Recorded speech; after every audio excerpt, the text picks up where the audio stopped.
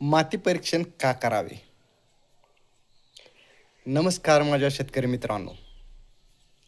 तुम्ही खतावर हजारो रुपये खर्च करता, पण साधी एक गोष्ट अनेकदा विसरता.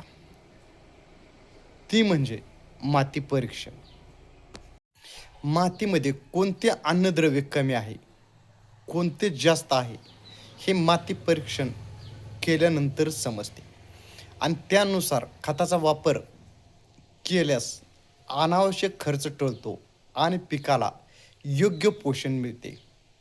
अंदाजाने खत टाकण्यापेक्षा मातीचा अहवाल पाहून खताचा वापर केल्यास अधिक फायदा होऊ शकतो. म्हणून प्रत्येक 2-3 वर्षांनी माती परीक्षण करून घ्यावे.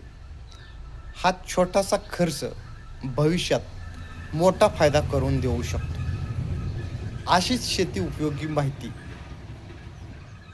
तुम्हाला हवी असल्यास मला फॉलो करा.